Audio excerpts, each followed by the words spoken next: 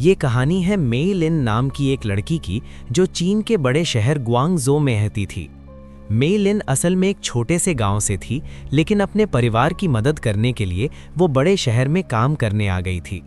उसके पिता की कुछ साल पहले मौत हो चुकी थी, इसलिए घर की जिम्मेदारी अब उसी के ऊपर थी। वो एक बड़े मॉल में मौजूद टॉय स्टोर में काम करती थी। मेई लिन की पर्सनालिटी बहुत ही प्यारी और शांत थी। वो हमेशा मुस्कुराकर अपने कस्टमर्स से बात करती थी और बच्चों को खिलौने चुनने में मदद करती थी। उसे खिलौने बहुत पसंद थे, लेकिन उन सभी खिलौनों में से उसे सबसे ज़्यादा पसंद थी डॉल्स। क्योंकि वो टॉय स्टोर में काम करती थी, इसलिए कभी-कभी उसे खिलौनों पर डिस्काउंट भी मिल जाता था। धीरे धीरे उसने अपने कमरे में अलग अलग देशों से आई हुई कई यूनिक डॉल्स का कलेक्शन बना लिया था। उसके कमरे की एक पूरी शेल्फ सिर्फ डॉल्स से भरी हुई थी। मेई लिन के पास एक छोटा सा पालतू कुत्ता भी था जिसका नाम टाओ था। टाओ हमेशा उसके साथ रहता था और जब भी मेई लिन घर आती वो खुशी से उछलने लगता था। एक दिन मेई लिन के टॉय स्टोर में एक नया और बहुत ही खास लिमिटेड एडिशन डॉल कलेक्शन आया। इन डॉल्स का डिज़ाइन बाकी डॉल्स से बिल्कुल अलग था। उनकी बड़ी बड़ी आंखें थीं, अजीब सी मुस्कान थी और उनका फर चमकदार था। जैसे ही ये डॉल्स स्टोर में आईं, लोग उन्हें खरीदने के लिए टूट पड़े। कुछ ही घंटों में लगभग सारी डॉल्स बिक गईं, लेकिन मेई लिन ने पहले ही अपने लिए एक डॉल अलग रख ली थी। उस डॉल का रंग सुनहरा था और उसकी आंखें गहरी नीली थीं।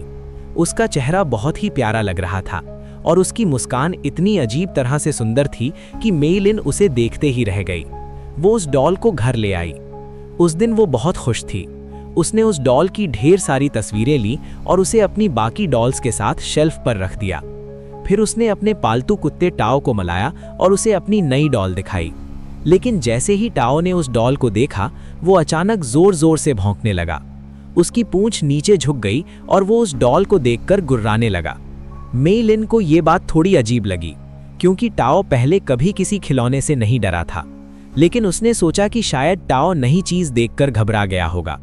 उसने डॉल को शेल्फ पर रखा और सोने चली गई। उस रात आधी रात के करीब मेई लिन अचानक नींद से जाग गई।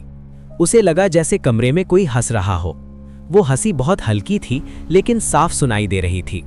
उसने धीरे धीरे आंखें खोली और कमरे के चारों तरफ देखा। कमरे में कोई नहीं था, लेकिन जब उसकी नज़र शेल्फ पर गई तो उसने देखा कि वो डॉल अब पहले से थोड़ी अलग लग रही है। उसकी मुस्कान पहले से ज्यादा बड़ी दिखाई दे रही थी। मेई लिन को यह देखकर अजीब लगा, लेकिन उसने सोचा कि शायद वो आधी नींद में कुछ गलत देख रही है। अगले दिन जब वो काम पर गई तो उसके साथ कुछ अजीब हुआ। आमतौर पर शांत रहने वाली मेई लिन अचानक बहुत चिड़चिड़ी हो गई थी। एक कस्टमर से उसकी बहस हो गई और वो उस पर जोर जोर से चिल्लाने लगी। उसके बॉस ने उसे तुरंत बुलाकर डांटा। मेई लिन खुद हैरान थी। उसे समझ नहीं आ रहा था कि वो अचानक इतनी गुस्सैल क्यों हो गई। वो उदास होकर घर लौट आई। घर पहुंचकर उसने देखा कि टाओ दरवाजे पर बैठा है, लेकिन इस बार वो खुश नहीं था।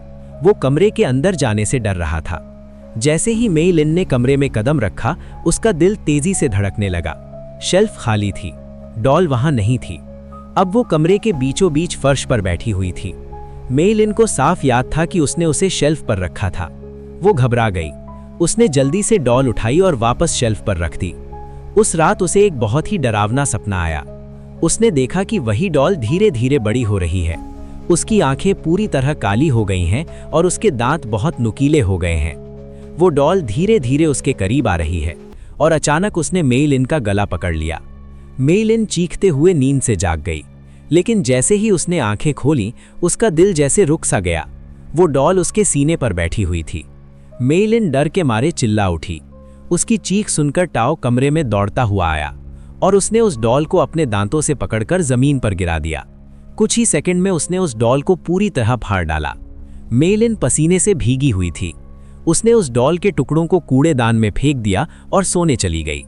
लेकिन असली डर अभी बाकी था, क्योंकि अगली सुबह जब वो उठी तो कूड़ेदान खाली था और वो डॉल फिर से शेल्फ पर रखी हुई थी। और इस बार उसकी मुस्कान पहले से कहीं ज्यादा डरावनी थी। और उसी पल मेई लिन को पहली बार एहसास हुआ कि शायद उसने अपने घर में किसी बहुत बुरी चीज को बुला लिया है।